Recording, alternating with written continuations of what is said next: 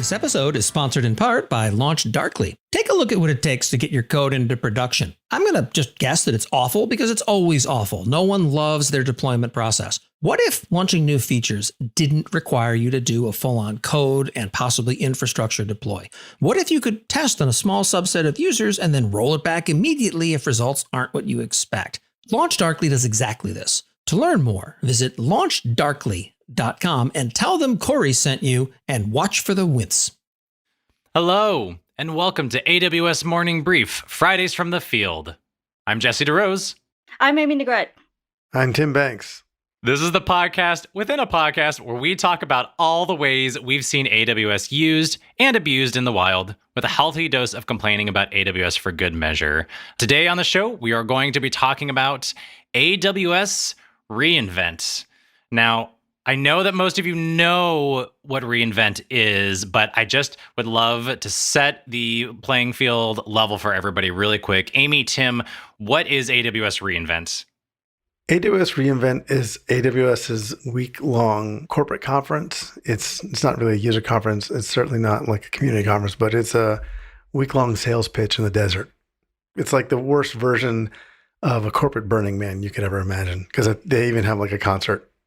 It is in Las Vegas. Now, I personally have mixed feelings about going to Las Vegas in general, but this adds so much to the conference in general because it's not just in a single conference venue that's centrally located near the hotels. Like, it is across the strip. It's the entire strip. It's the entire strip. So they block every hotel and they buy every piece of ad space.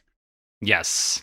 There is no escaping AWS reInvent for the entire week that you're there. And sometimes that's a good thing because you do want to be involved in what's going on. But other times, it is a lot.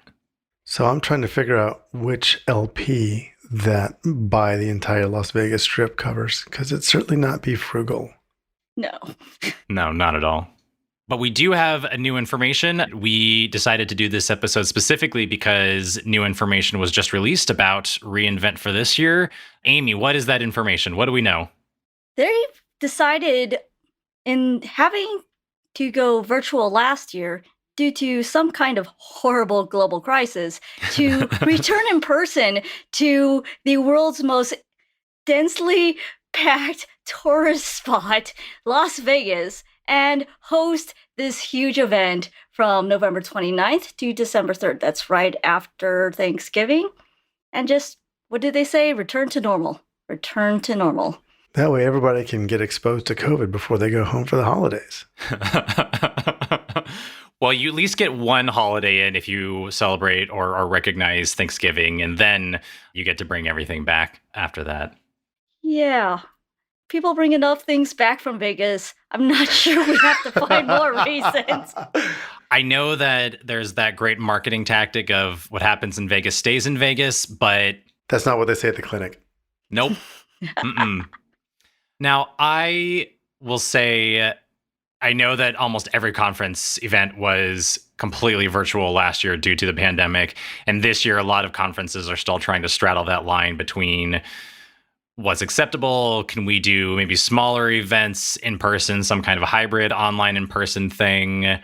I have mixed feelings on this. Like, I appreciate that I can still attend AWS reInvent from home this year digitally. I can still watch a lot of the keynote events and a lot of the other information that is being shared, but I don't know. It's always hard because if you do a hybrid event, you are automatically going to miss out on any of that in-person socializing and networking. Well, so I think it's interesting. AWS reInvent suffers from the same issue that pretty much all other conferences suffer from, is that there's not really value add in the talks, at least for attending. Yeah. If you're going to be able to see those talks afterwards, if the announcements are going to be publicized afterwards, which that is true for both in both cases, then what's the point of spending the money and the time and the possible exposure to go watch them in person, right? So then the other thing is, well, we want to go for some of the training seminars or some of these other things. Well, those are also offered online often, or the copies of them online.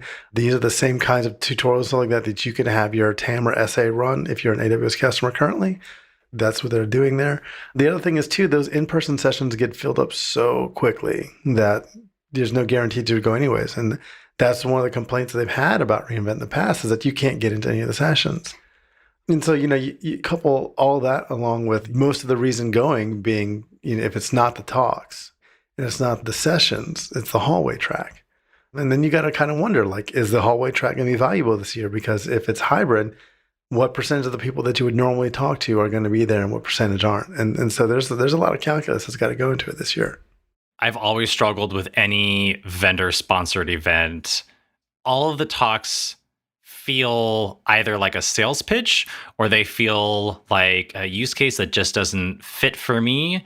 And that may just be where I'm at in my professional journey. There's definitely reasons to go if you want to see some of these talks or see some of this information live or be the first person to talk about it, or even the people who are going to be the news sources for everybody else who want to be the first person to talk about, oh, we attended and we saw these things and we're live tweeting the entire conference.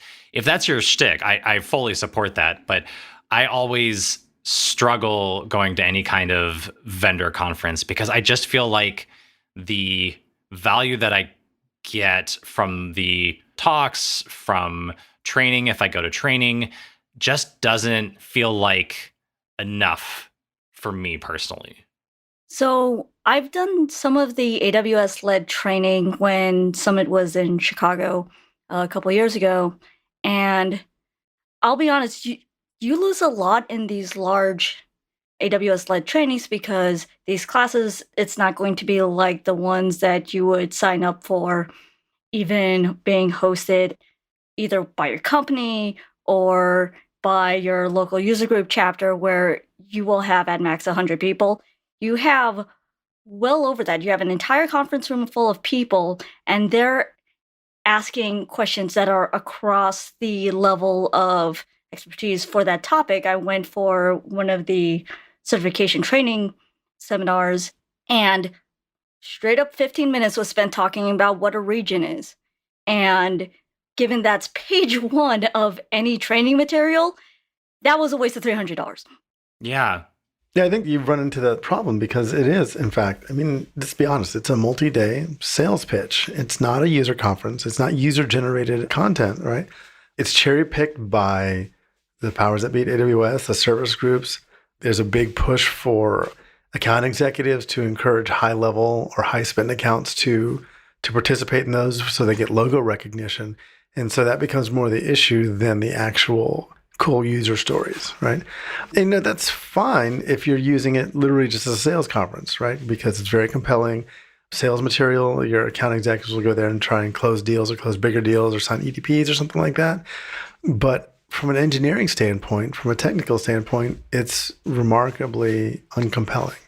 Yeah, I think that's one other thing to call out, which is there is definitely this networking opportunity that we talked about from a hallway track perspective, but there's also a networking and business opportunity to meet with your account manager or your TAM or your SA in person and have conversations about whatever things you want to talk about, future architecture, about closing an EDP, or I should say about an EDP, because the account manager will try to close that EDP with you.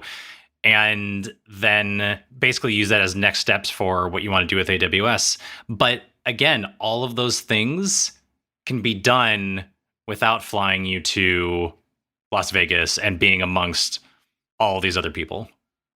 I mean, let's not take away, there's a certain synergy that happens when you have face-to-face contact with folks. And a lot of these conversations you have in the hallways are super, super organic, right?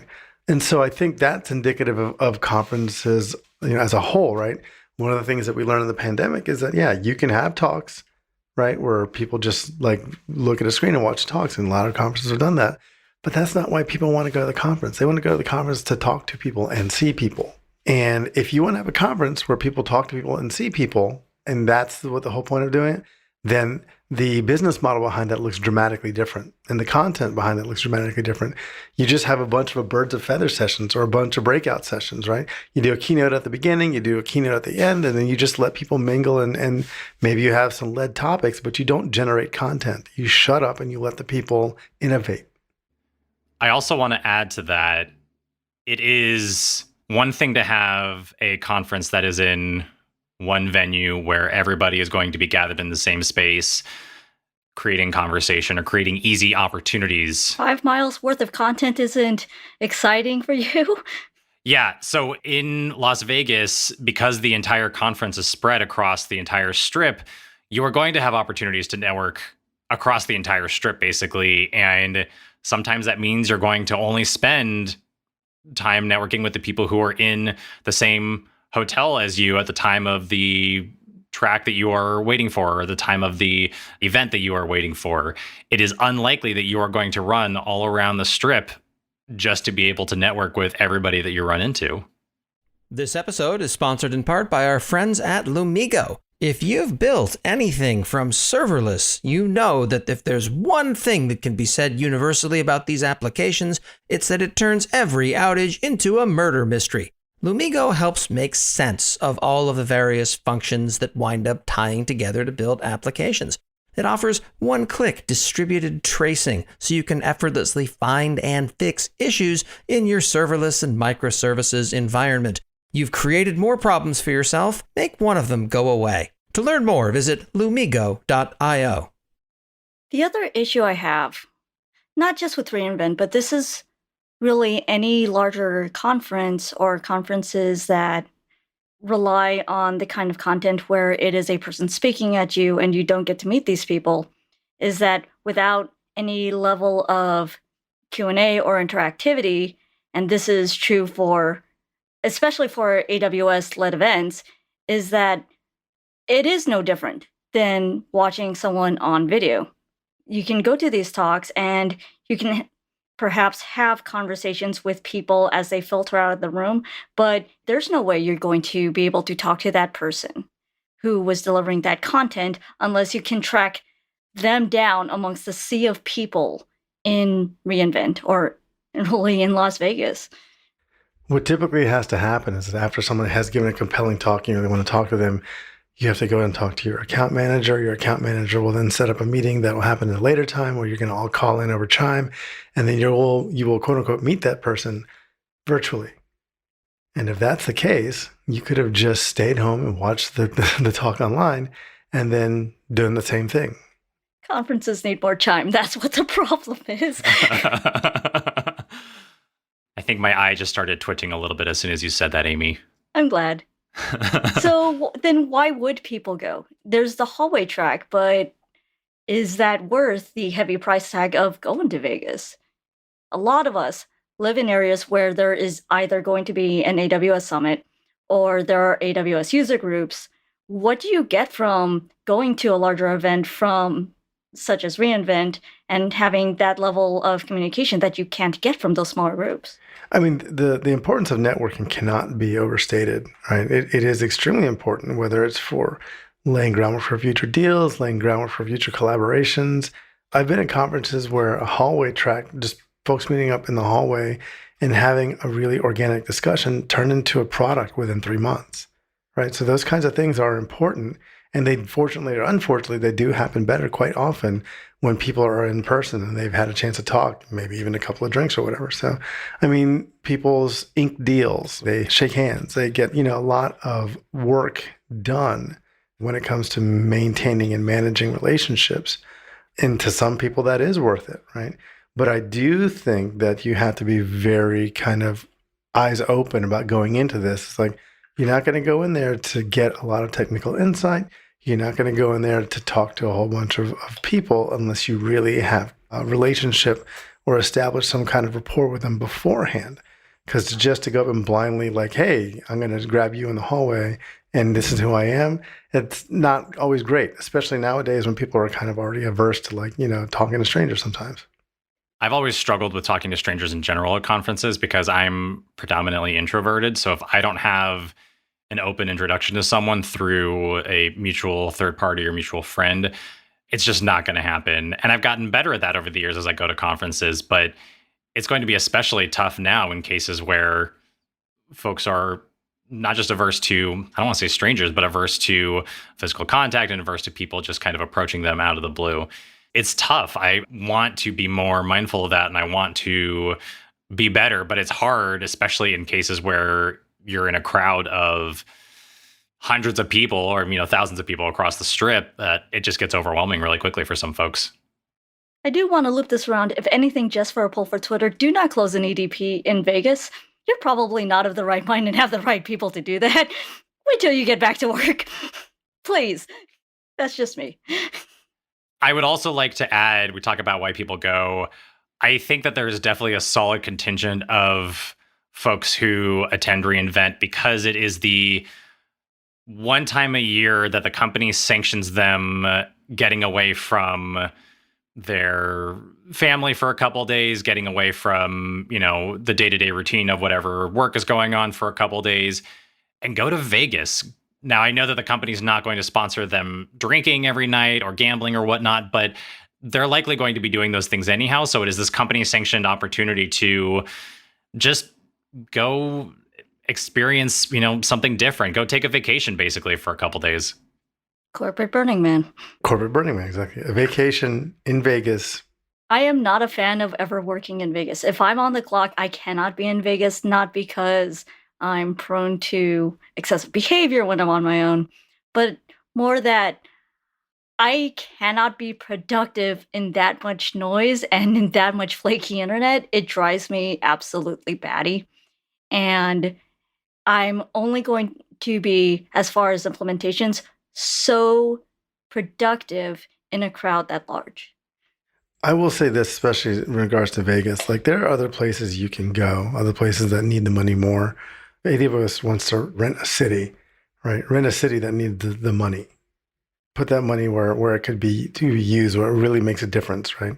I don't know if Vegas is the right place for that, if I'm being honest, right? Especially after all we've learned and dealt with in 2020 and so thus far in 2021. Yeah, no. For me, continuing to have reInvent in Vegas is very, very tone deaf. I still think, Amy, you and I just need to, actually, sorry, all three of us should attend and basically keep a running Waldorf and Statler commentary through the entire conference. I don't know if we can get that little, opera booth that's kind of up and away from all the action, but if we can get something like that and do some sports commentary, maybe on the expo hall. That would be great. That would be great if we don't get banned. I think what would be even more fun is to give a MST3K treatment of the keynotes afterwards. You know what I mean? Yeah. Yes. I mean, Amy and I had also talked about playing some Dungeons and Dragons while we were there. And I feel like if we can find some, I'm going to say tech-themed RPG. I realize that is a broad category and everybody's going to spam me afterwards for this. But I got that. Don't worry about it. Yeah, I'm on board. I feel like anything that we can do to create a role-playing game out of this conference, I'm down. I'm still waiting for you to explain to the audience in general who Waldorf and Statler were. Oh, yes, that is fair. Okay. Waldorf and Statler are two characters from the old school Muppet Show, which is amazing and delightful. It's on Disney Plus. I highly recommend it. They are basically... They're two grumpy old Muppets, and they have been roasting people since the 70s. That's all it is. All they do is they sit up in the opera booth and they throw shade, and I love it. Yes. And they just show up in random parts in different movies. They'll be like on a park bench and there'll be a serious moment, and then they'll just start talking crap for no reason, and it's great. They're the best. They're absolutely fantastic. I adore them. I hope to be them one day. One day. Wait, like both of them? Like I don't know how that's going to work. I am hoping to clone myself. One of me is going to have fabulous hair and one of me is going to be balding. Probably the clone is going to be balding. Sorry about it, future me.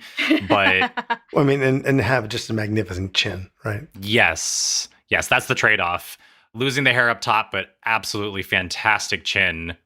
Here's what I want to see. I want to see the listeners submit things that you think should be on the reInvent bingo cards. Ooh, yes. I would love to see that. So for those of you listening, you've got two options for submitting things that you'd like to be on the reInvent bingo cards. The ideal option is going to lastweekinAWS.com/QA, fill out the form and let us know what you think should be on the bingo card. You can also respond to the social media posts that will be posted for this content, and we can take a look at that as well. But that'll be a little bit harder for us to follow because I'm unfortunately not like Corey. I can't absorb all of Twitter in a day. It takes me a longer time to read all of that content. If you've enjoyed this podcast, please go to lastweekinaws.com/review and give it a 5-star review on your podcast platform of choice. Whereas if you hated this podcast, please go to lastweekinaws.com/review, give it a 5-star rating on your podcast platform of choice, and tell us what you think about AWS reInvent.